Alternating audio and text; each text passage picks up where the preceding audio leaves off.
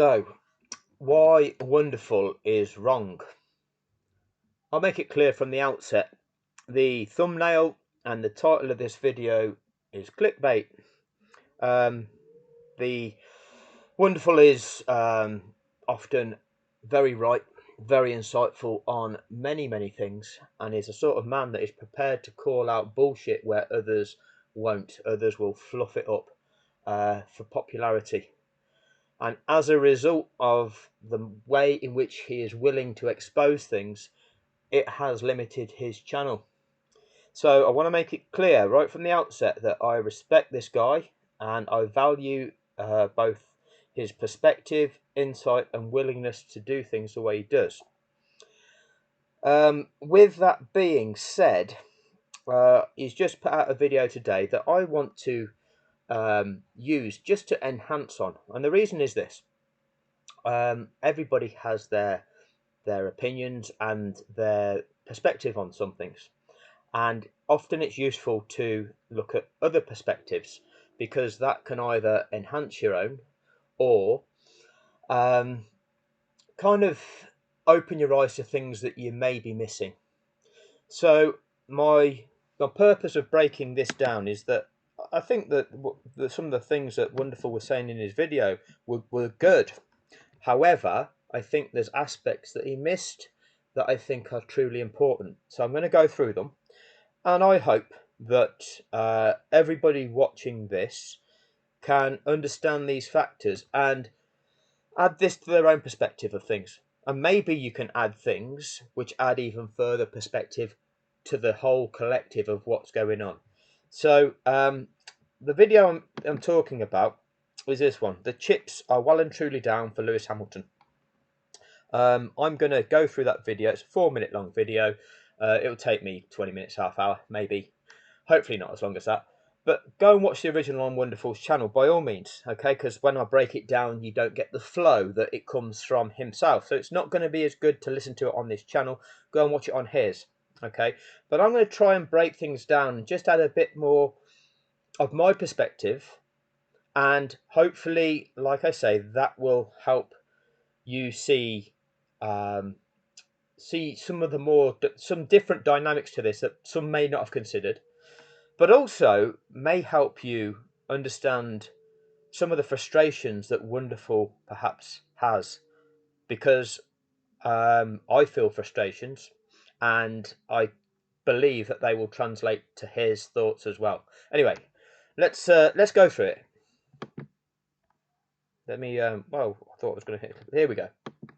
Okay, I'm at work, so there will be some background noise, but we need to speak about this, guys. The chips are well and truly down. Pardon the pun. I know they're in Vegas this weekend, but that's what's literally going on. You know, what do I mean by the chips are down? It means that when you're having bad luck, things aren't going your way.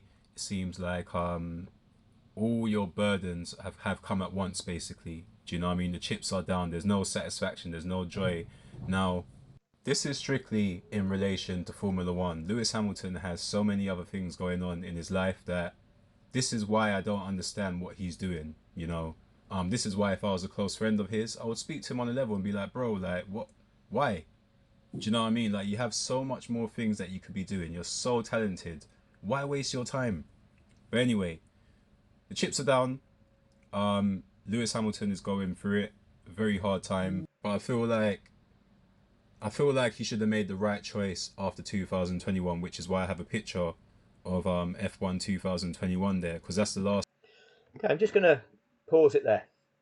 So, we know that Lewis Hamilton was robbed out of his valid achievement in 2021. We know that that sport was corrupt and cheated him out of an 8th world title. And that is the purpose of my channel, to expose that in a way that the rest of the world isn't exposing it. The media isn't exposing it. From that point onwards, what we have seen in 2022 is a shit show. That being the Red Bull car was just dominated the field. The Mercedes car was crap, and therefore no possible way of challenging to win again. And on from that in 2023, we've seen exactly the same. Now, some people might say, oh, that's just sour grapes. That's the ebb and flow of sport. Um, and we see that in all sports. There are periods of dominance from different teams. And if you can't accept that, don't follow sport. Don't, if all you like about sport is just seeing your favourite team dominate all the time, unlucky. That's not the way it's going to be. The problem with Formula One is you can't trust it. You can't trust the authenticity of it. When you know that the sport itself has contrived the winner in 2021, and then we've got these regulation changes which have then made that team that they gifted it to in 2021 then dominate, and you know that they cheated through overspending. We were told the sport itself confirmed that they breached the cost cap. The actual figure, who actually knows what that is? Because we've been given several figures and then in the end it was settled on a low figure. But who trusts that? Because we can't trust what information we are being given. We can't trust the authenticity of it. We then see halfway through that 2022 season this notion of the Red Bull car and the Ferrari car having planks underneath the car that are designed to flex and bend in certain positions. That's illegal, but they paint that up as something else. The notion of recessable pucks underneath the car, slider pucks, that's illegal. But again, that gets brushed over. We get told we're going to now introduce anti-porpoising measures halfway through the season. Okay, all of this is smoke and mirrors, no punishment for Red Bull, and the facilitating of Red Bull winning further championships and Max Verstappen winning further championships. And then we see in 2023, again, that Red Bull car being a ridiculous amount faster than everything else. And again, off the back of development that was money put into the car that was exceeding budget cap. And again, we cannot trust the authenticity of the legality of that car. We don't get the chance to test it in accordance with the regulations to confirm whether it's legal or not. Only the FIA get to do that. And we can't trust the FIA, so we don't know whether that car is actually legal or not. All we can do is on the grounds of what we know and what we've seen of the sport, and we've seen that teams that have been dominant, often the other teams do gain ground on them, and a element of competition is restored. But that Red Bull is still far faster than every other car, and not only that, they don't appear to be trying at many of the events. Certainly Max Verstappen's car. There's times where he's just literally cruising and still in the lead by some way. So we can't accept the authenticity of this sport. Okay, but Wonderful is questioning, why didn't Lewis Hamilton just quit after 2021? And to an extent, having seen how it's panned out, I can understand that perspective. However, why should he? If you are a sportsman and that's your passion, that's your profession, that might have been your childhood dream, and if you're still enjoying it and if you're still capable of doing it and capable of achieving further historic accomplishments, why should you be forced out of that due to the regime being corrupt? So Lewis Hamilton shouldn't have to fold to their will. Now, is it wise to fight against that? Only time will tell. Is it a losing battle? Probably at the moment. It so far has been a losing battle. Does that diminish Lewis Hamilton's legacy? Yes, it is at the moment. So I can understand all of these perspectives. However, put yourselves, let's say it was you, and let's say Um, you don't know what the future holds at the end of 2021. You didn't know how 2022 was going to be. You didn't know how 2023 was going to be. You've got 4 or 5 years, maybe 6 years. Who knows how many years of his career left? Because let's face it, as long as you keep yourself to a decent level of fitness, um, it's not as though in certain sports, impact sports, you lose the ability to do it. You lose pace. You've injuries have caused your the decline in your body, which means you can no longer perform at the top level. Motor racing is not quite like that. Yes, you might lose reflex, you might lose motivation, you might get scared. That fear might come over you to not push it to a certain point, and that will mean you'll lose your edge. But it's not quite the same as a footballer losing 2 yards of pace because they've got to their mid-30s. So there's not a definitive cut-off point for Hamilton's career. So if he can keep going for many years with the talent that he's got, providing he's in a competitive car, who is placing a limit on what he can achieve in the sport? And when you have already achieved so much, why not pursue achieving more and going down as one of the historic greats and setting records that are going to take a long, long time to beat?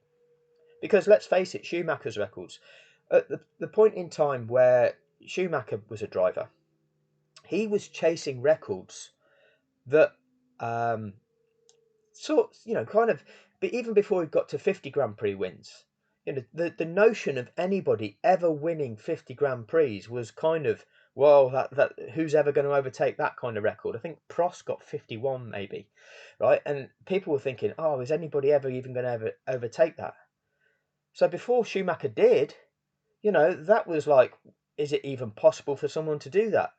And then he did. And ultimately, he then went on to achieve, what, about 90 odd Grand Prix victories and 7 World Championships.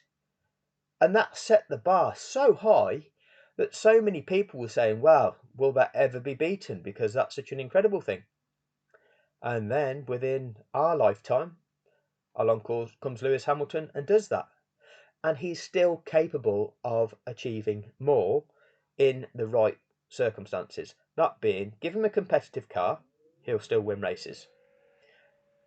If he's not up against a corrupt regime, he will still have the chance of winning championships in a competitive car.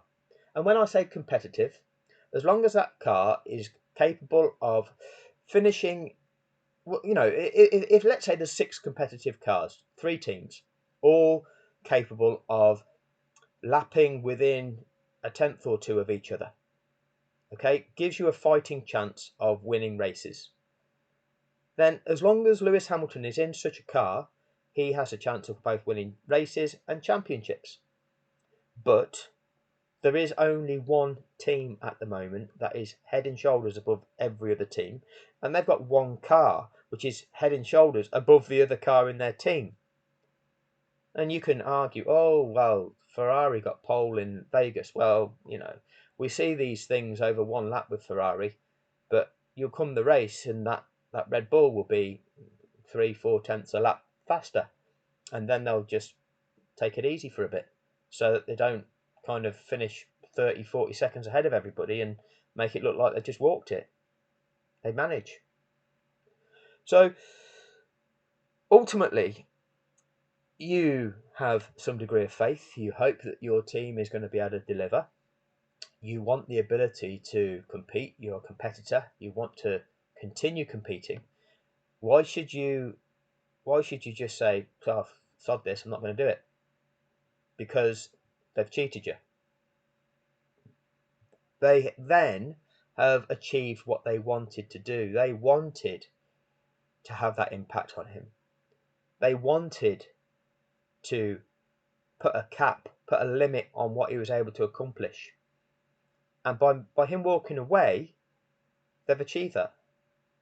So there's multiple reasons. Maybe he's got his personal desire that he wants to do it. maybe it's advantageous to him in that being a public figure still, you lose relevance if you're no longer a active sports star. So take, for example, David Beckham.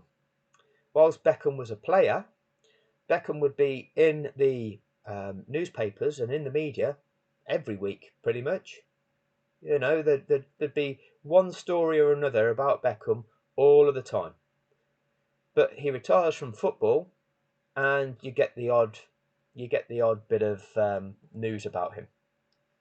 Some of the world's top players, Ronaldinho would have been in the countries that he was playing football in, week in, week out. That guy would have been on the back pages.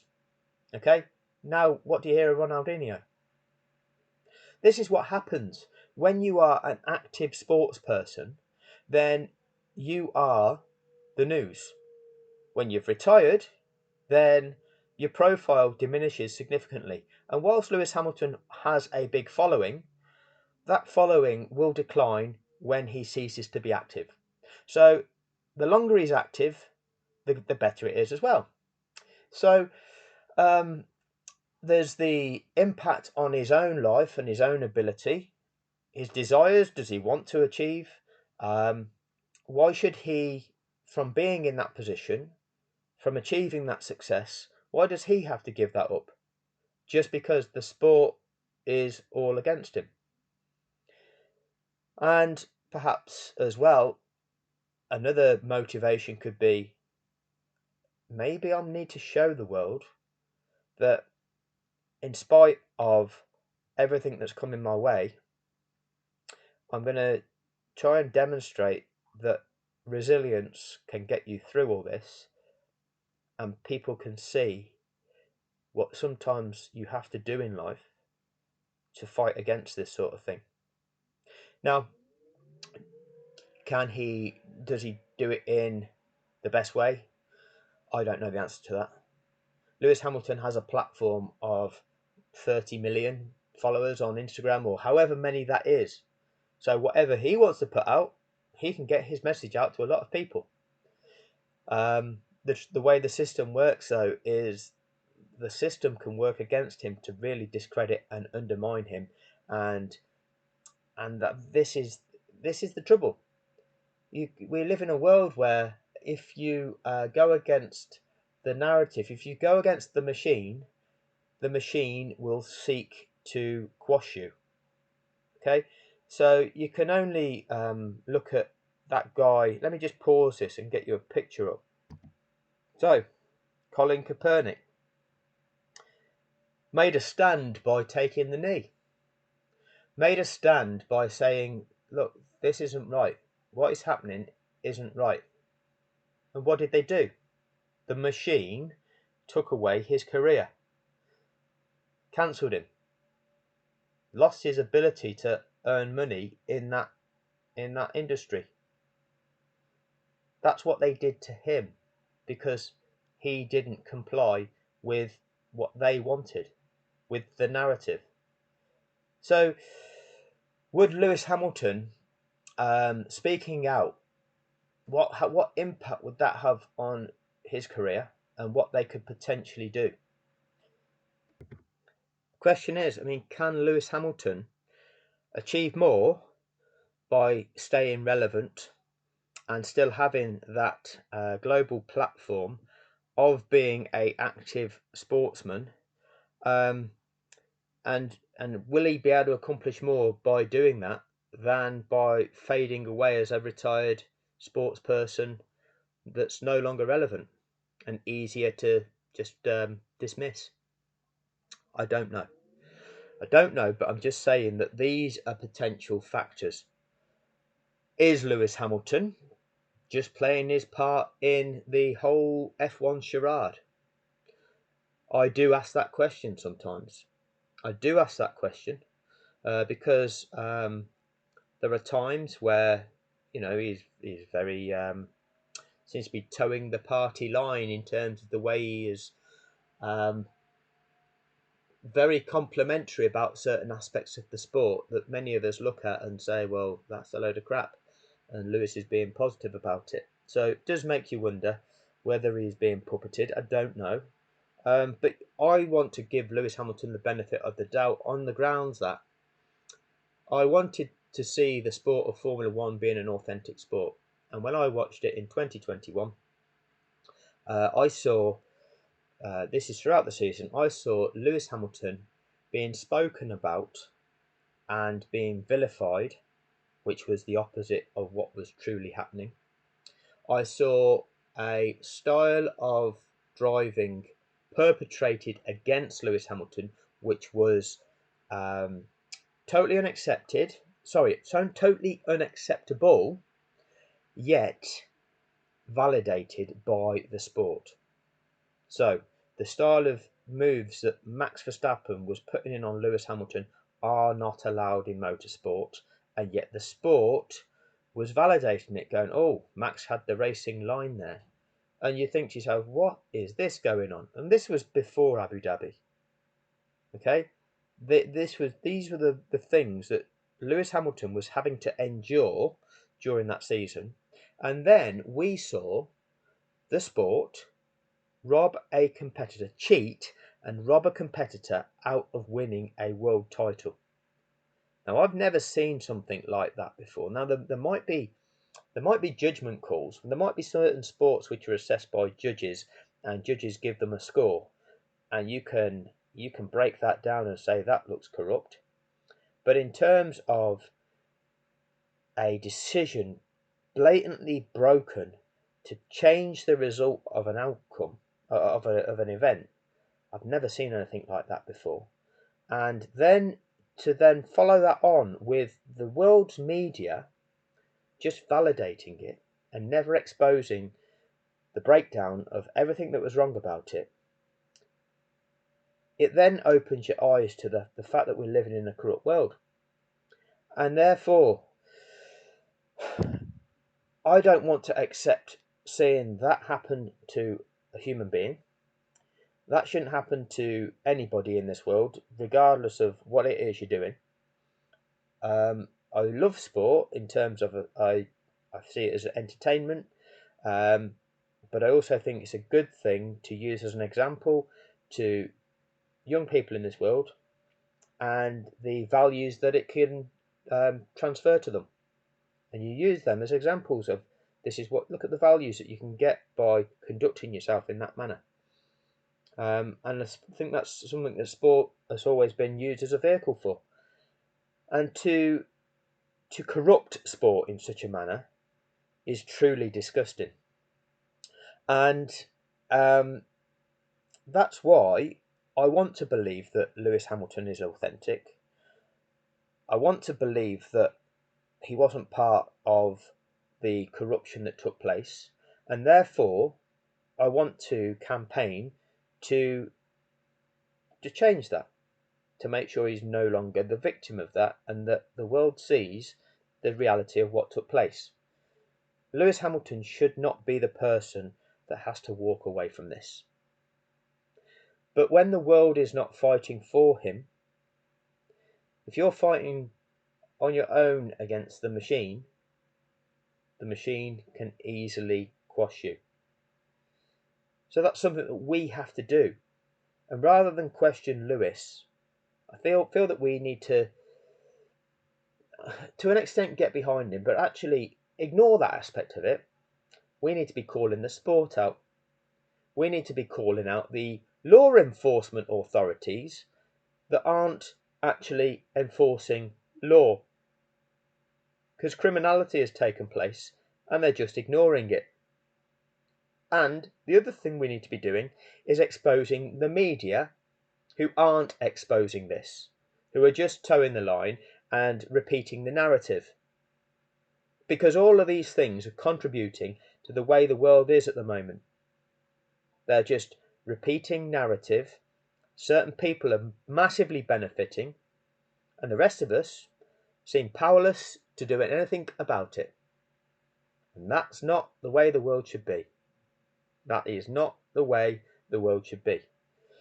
So, I know it's been long-winded, but I don't think we should be saying, Lewis, why have you not walked away from this? Look at this. He should have just walked away. No, he shouldn't. He shouldn't have been forced out of the sport. He has every right to continue competing. And yes, we should expect better from his team. But is the man that's ahead of his team, is he really what he puts himself out to be? I'm going to do a video about Toto Wolff, which I don't think he is. And should the sport be able to force one of its own competitors out? No, they shouldn't. So that's the bit we need to target, really. I'm going to carry on with this video. Last time that F1 had, that's the last time F1 was real. Do you know what I mean? But anyway, Certainly can't argue with that. I I take this as gambling. You know, as in he's gambling with his career. Do you know what I mean? Totally agree. If you look at the things such as number of race starts, number of compared to his race starts, number of podiums, number of race wins, number of pole positions, number of points scored, these statistics are getting diluted by the number of. So he's probably done another 40 Grand Prix and not added to them. So therefore, things such as points per race, points per race start, are all kind of decreasing in those stats. And when you then go through the history of the sport and in, say, 50 years' time, 100 years' time, you look at that, people might look at his statistics and say, oh, well, he wasn't all that good because of this, this, this, and this. Okay, but he's gone through this part of his career where he wasn't able to due to sporting corruption. So if you don't understand that this is what he's had to endure in his career, you will look at his statistics and they won't reflect his greatness, because actually he's going through a position where he's being done over. So I understand what you're saying there, Wonderful. But it's not his fault that that's the case. That's the fault of the sport. Now, all the statistics that he once held are being dragged down into the mud. You know, the Formula One community are very toxic towards him. They tried to say that it's just the car now. They tried to paint it that he had easy teammates and George Russell, or especially in 2022, that George Russell was a better driver and he's been exposed. All these different things, right? What is the point? Why are you staying in this sport for when it doesn't benefit you? All you're doing is trying to get back something they took from you, effectively.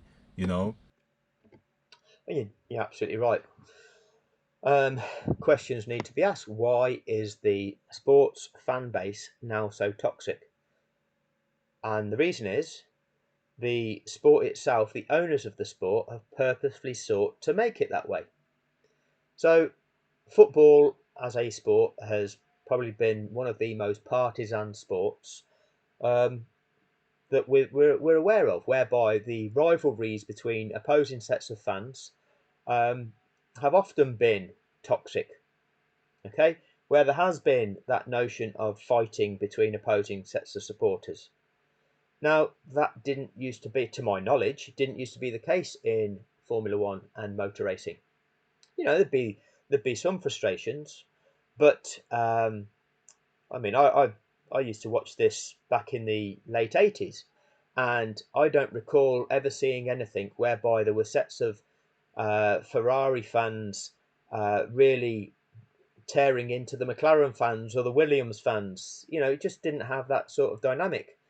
Even at the times where Schumacher was, Schumacher was a divisive driver, and there were times where I really didn't like him, and there were times where I acknowledged that he had a great talent for what he did. But he did run into Damon Hill to crash Damon Hill out of the championships and win the championship.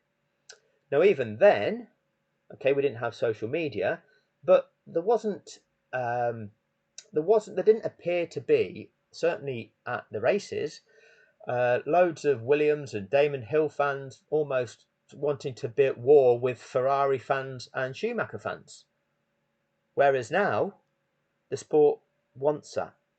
The sport has wanted to create that dynamic.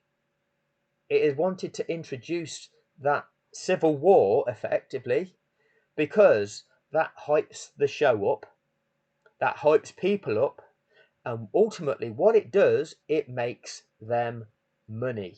and that's the only thing that they actually care about. They don't care about the damage that they're doing. Okay, they care that it turns into money for them, and that is their sole motive. Okay, they're quite happy to create what the word that we use is controversy. They want to create controversy because for every bit of controversy that they make, they create argument. For every argument, it creates clicks, it creates exposure, which makes them money. They purposely do it. That is the level of corruption. They are filthy bastards. They're filthy bastards. And they are making people, they're creating so much toxicity. But that is what the sport has done. These bastards in control of the sport have purposely made it that way. Okay? Because it didn't used to exist to the way it does now. And that's a strategy. They've done it by design. Okay? Now, why should Lewis Hamilton have his career impacted by that? Should he be somebody that actually tries to conduct himself in a manner where he is still trying to be a decent guy in all of this and put out an image of still being respectful to everybody, valuing people, and still getting his head down and trying to compete? It's frustrating to see. I don't understand I understand where you're coming from. It is frustrating to see. But why should the actions of everyone else dictate what Lewis Hamilton then has to do? You know, we could have differing opinions on whether it's right or whether it's wrong, but ultimately it's the sport that's wrong, and he shouldn't be being put in that position. That's the trouble. He should not be being put in the position that he's being put in. And then when you get that back, is that really going to make you happy? Is that really going to give you happiness? You know, all the years that have gone by since 2021, when that was his Um, I agree with you. Will it give him happiness? Will it feel satisfying? Will it fill the gap? Will it be a replacement champion? No, it won't. No, it won't. Perhaps the only thing it can be, and again, this is what I'm surmising, is that after he's retired, he might get the opportunity to make a documentary and expose in full the things that have taken place in his career. He may not. He might get silenced well before then. Um, but again, if I think in life, if you have endured hardship and you have come back and overcame that hardship, that can sometimes demonstrate a far more powerful story than hitting a barrier and then walking away. Now, whether it's possible to overcome that barrier because of all the dynamics in play, I don't know. This is the problem. When you're up against a system that is against you, is it possible to overcome that? I don't know. Does Lewis Hamilton know? I don't know if he knows. But you make a decision as to are you gonna try, or are you just gonna which way about it are you gonna go? And there's a lot of factors that will lend themselves to him wanting to still be part of it, wanting to still maintain relevance, want to show that you can overcome these things, be in a position where you can still exert an influence, get the personal benefit out of it as well. Demonstrate to kids that you know what, sometimes in life, life comes along and is going to do you down. But how do you respond? How do you respond? You gotta look at these people in the eye and say fuck you, and this is how I'm going to do it, right? Or are you going to let them dictate your future? Now, I don't know. I don't know how this is going to pan out, but you've got to sometimes just consider all of these dynamics, and we, as supporters of either Lewis Hamilton or just integrity, need to be continuing a campaign to say this should happen to nobody. Okay, and the focus should be this is fucked up. This is fucked up. And therefore, until the whole regime is changed, his career, his statistics, all that's happening to him is going to continue. So let's not have Lewis Hamilton as the focus of this. Let the focus of this be the system, because the system is the problem. Opportunity, when not his opportunity, that was his moment. That was his moment. He should have won that championship, right? But cool, we are where we are. He's got. I just wanted to say something about George Russell, because I think this is something that people, I don't think anybody's really touched upon this from this perspective. 2022, George Russell scored more points than Lewis Hamilton in the championship, so beat him in the Drivers' Championship. Now, why? One of the reasons is age. As a person that is, I'm now in my mid-40s, over time, I've evolved. You would hope that as human beings we do. In my 20s and 30s, I had more of a gung-ho approach. There's times in your life you think you're invincible, you think that you can run through a wall and it'll be okay, as you see in the films. But you can't. And as you get that bit older, you do change your perspective on certain things. And the way that I see Lewis Hamilton, my perspective on Lewis Hamilton is that the guy you're driving a car, a machine like that. A lot of it is down to talent, but that comes from his ability to feel. If you can feel what's going on, that intricacy of skill comes from that. And if you're driving a machine where you've got no confidence in it whatsoever, and that machine is throwing you around, bouncing up and down, gives you no confidence whatsoever, means you've not got the confidence that it's got grip, you've not got the confidence that the inputs that you want to give and the feel that you want to get back, you're getting none of that. You're not going to try and throw everything into that.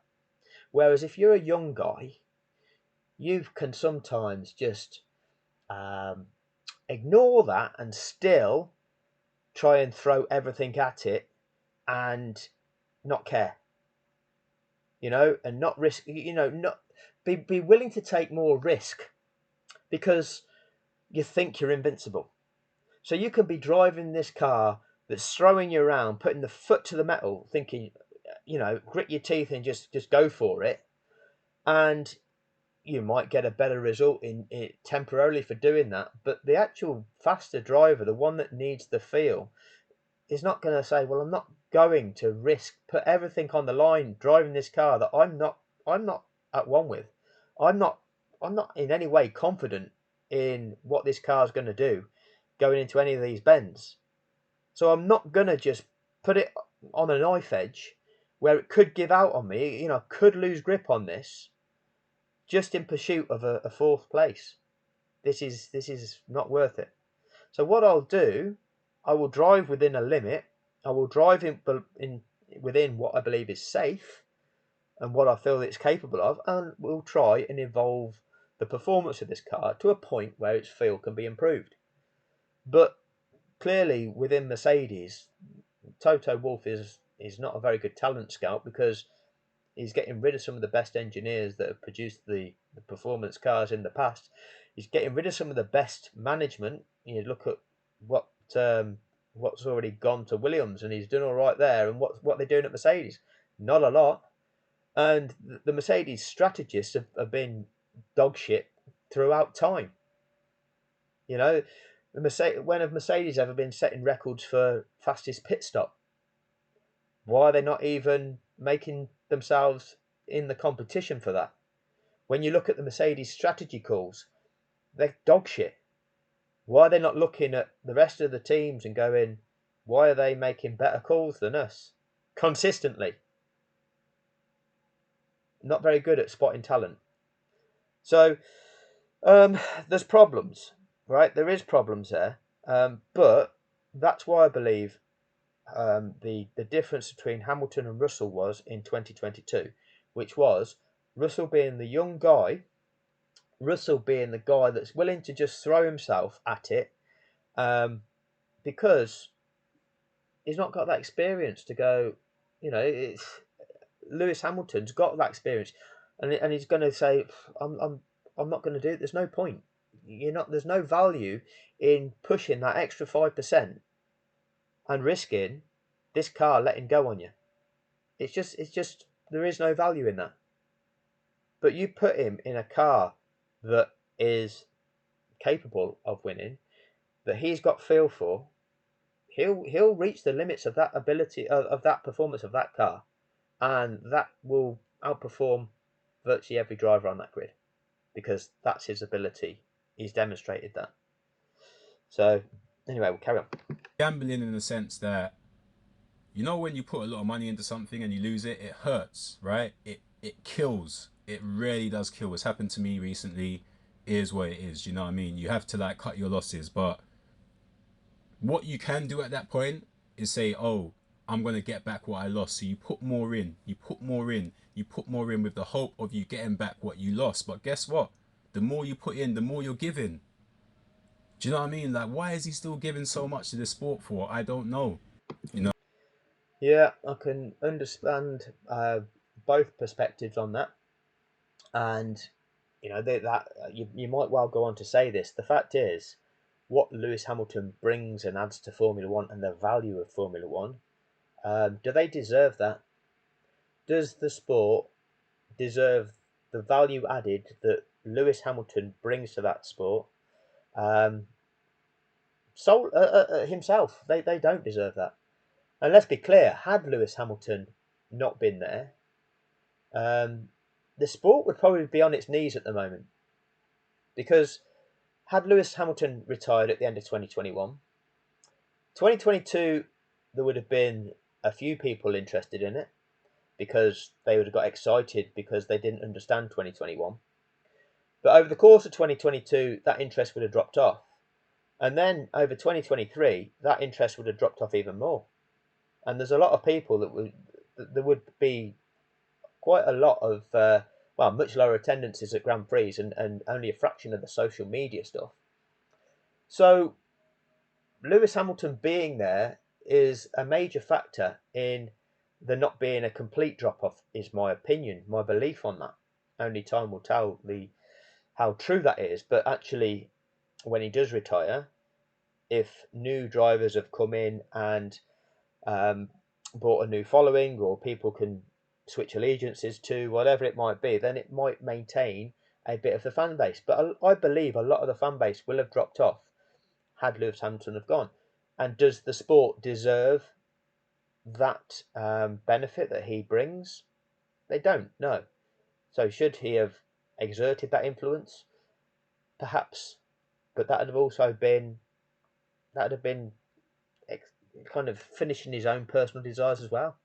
Why should he be put in a position where he has to sacrifice some of his own things to hurt the sport?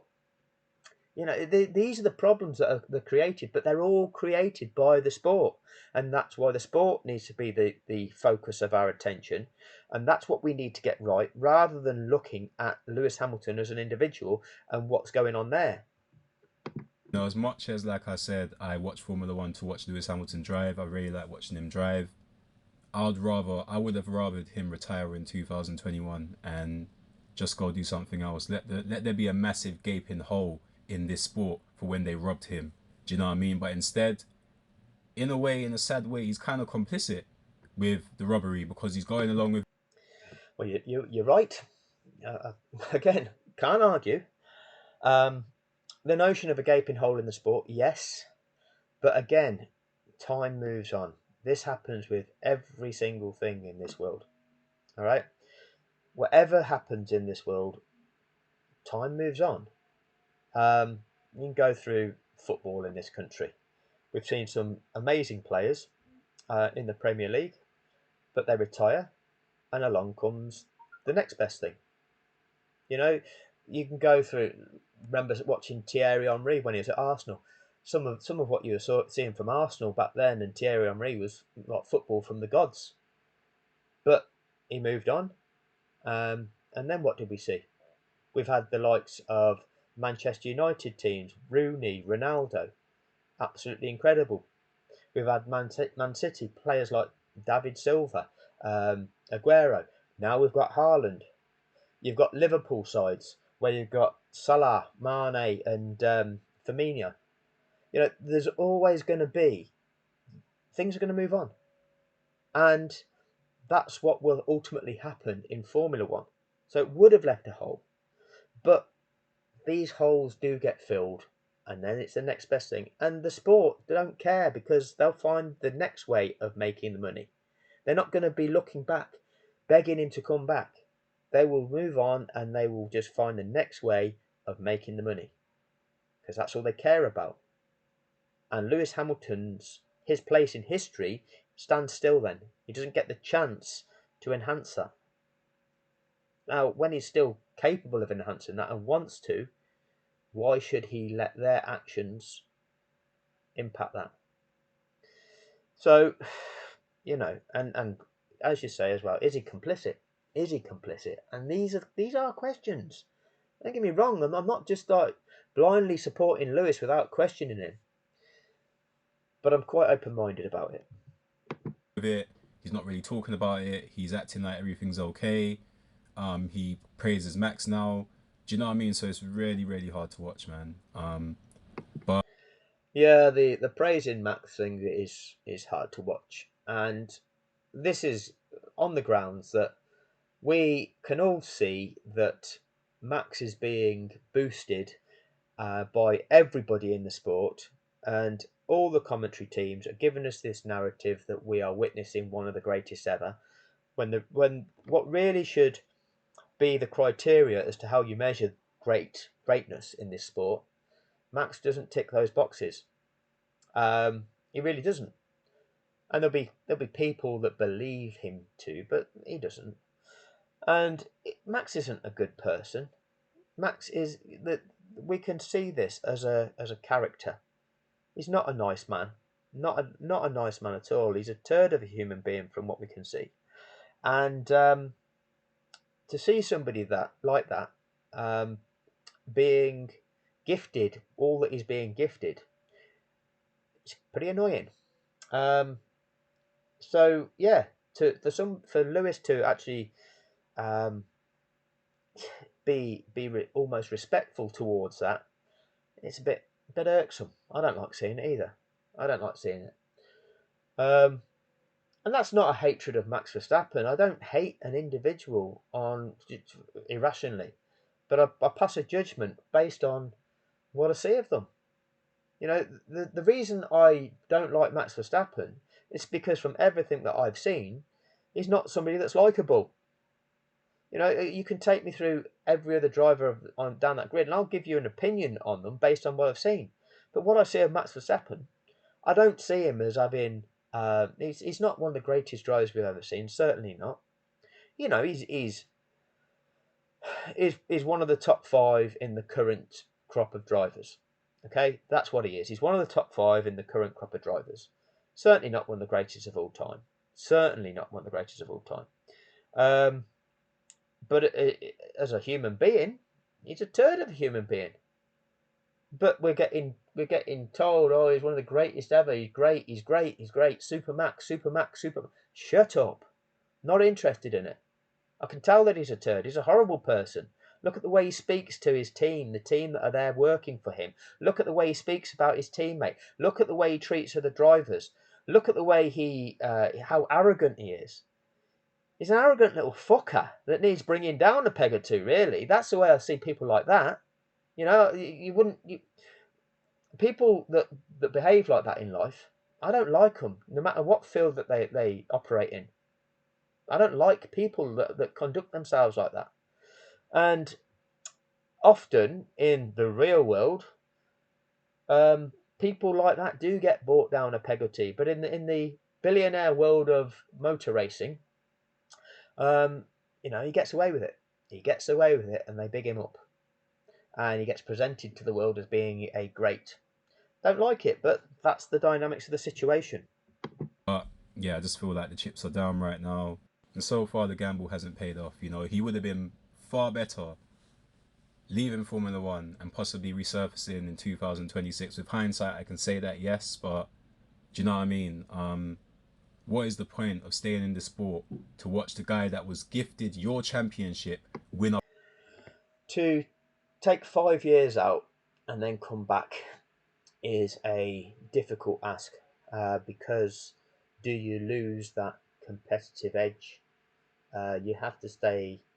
You have to keep your skill set in, and unless you're driving a Formula One car, and even if you went into different formulas, it's not the same as Formula One. So I think to say that you could to stay out the sport for that length of time and then come back and still be competitive, I think your level of competitive may drop a little bit. So I don't think that would have been the right option. Um, but like you say, you have to acknowledge with the benefit of hindsight, with the benefit of hindsight for us all, would we do things differently? Yeah, but you got to make decisions, uh, looking at your ambitions, looking at the options available to you at that time, and deciding how you want to fight your way through any given scenario. And sometimes you've got to respect that, but you know we're making assumptions about him and why he's made his decisions, and ultimately only he knows. Only he knows. So we're just hoping that he's making them for the right reasons. But again, as external commentators, trying to give our opinions on what he's doing is difficult because we don't know what his true motives are. I just hope that they're the motives that I'm trying to explain by talking about it this way. But regardless of what their motives are, so whether they're selfish, whether they're part of the charade, ultimately the system is wrong. If he is authentic, then he shouldn't be having to endure what he's having to endure. He shouldn't be having to fight against what he's having to fight against. And the reality is, some of us in life, many of us in life, are having to fight against certain levels of corruption like that, and that shouldn't be taking place. So this is an example that we should be using, and that they're saying this is something that's really messed up here, and there should be measures in place that prevent this from ever happening in life. And this is what the fight needs to be, which is why I'm trying to expose the sport of Formula One for exactly what it is. Up everything, and you have to just watch. You're a passenger at this point. You couldn't say it better, could you? He is a passenger. His destiny is not in his own hands in this, because he can only accomplish what he can accomplish with the machine that he's given up against the opposition that he's against, and the legalities of that machine we don't know, and the governing body which is in charge of running that sport we know are making corrupt decisions. So are they going to allow him to compete on a level playing field? You know, it's completely out of his hands. You know, that is really, really sad, man. So yeah, I feel like the chips are down, and hopefully, you know, Lewis can recover. But yeah, it's just really difficult to watch these days, man. But as always, let me know what you think. I hope you're all having a great day. Until next time, take care. Right. So again, good perspective, as often is the case. But I just wanted to add Curries, we receive 40. I just wanted to add a few of those things that I was speaking about, because I just think these are all part of the dynamic of what is going on that shouldn't be going on. Um, and I can understand Wonderful's frustration, because few people in this arena of talking about the sport talk about it with authenticity, and it feels that trying to speak about the things that are going on and the truth, you get suppressed. So you can go back through Wonderful's videos, and not long ago there seemed to be he was producing stuff where there was clear frustration about interactions between himself and his followers, and people questioning what he was putting out, and blah blah blah. Um, and I looked at, I didn't see it all. I didn't see all of what went on, but I saw a little bit of it. Um, but you can understand the frustration to some degree, because he's one of few people that actually calls out the truth about what's going on in Formula One and the dynamics of it. Um, but in doing so, it limits your ability, it limits your whole chances of ever having a significant impact. Because if we look at Wonderful's channel, 10.4 thousand subscribers, right? And if you look at the quality of the content that he produces, it far exceeds. And I'm not just trying to blow smoke up his ass. It far exceeds the quality of the content that you see from other Formula One YouTubers. Okay, and we can take you through channels which started off as being significantly lower, and look now, Cameron F1, 15.7 thousand. Now that's a dog shit channel, right? Cameron F1 is dog shit. If you listen to his content, it is nothing. It is literally fluff.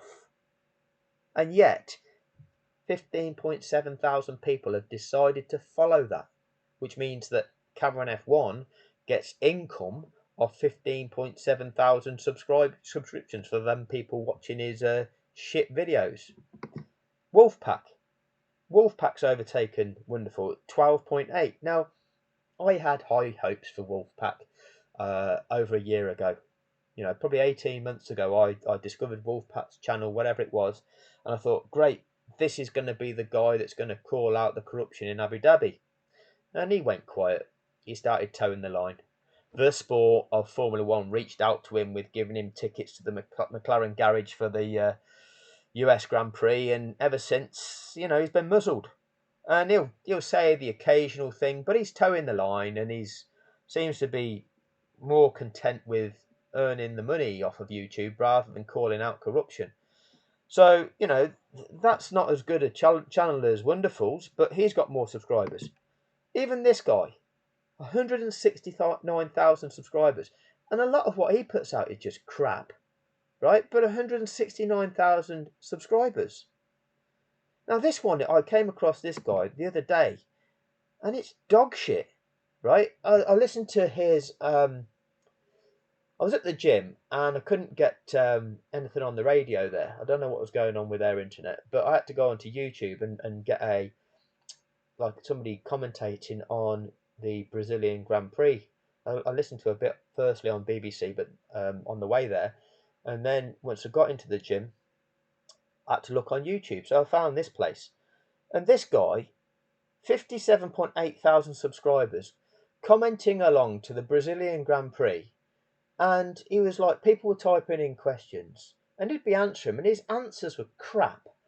And along the way, he'd be going, yeah, um, and yeah, okie dokie, yeah, and yeah, okie dokie. If you go back and watch this here, Brazil race 2023, 2 hours 19 minutes, 82,000 views, 82,000 views, right?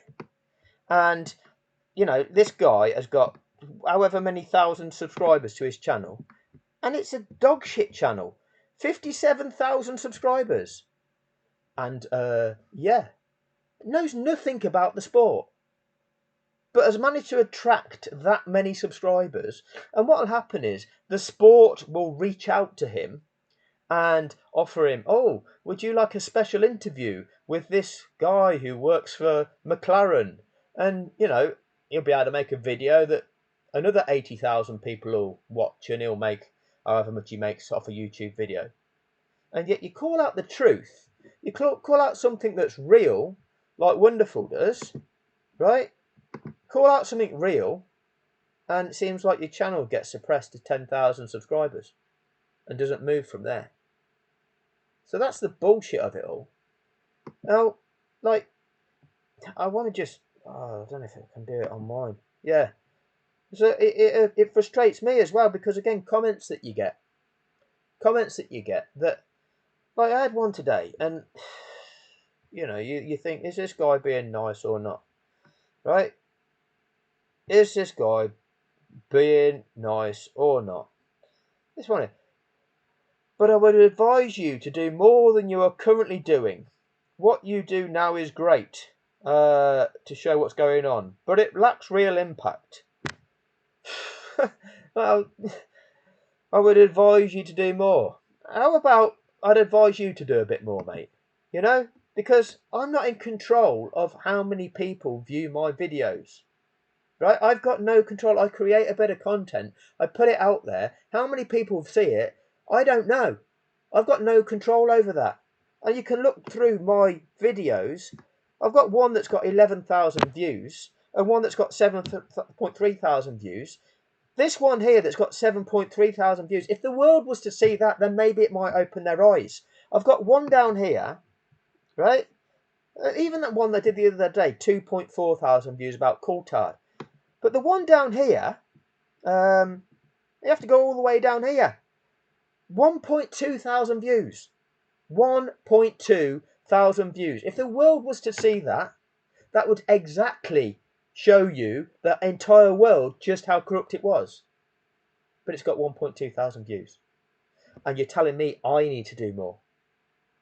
1.2 thousand people see something and he asks the question, oh, do you think you would win a court case? Watch the video. Watch that video and you tell me I would lose a court case with that. Because if you know anything about the difference between right and wrong, which is what law is there for, okay?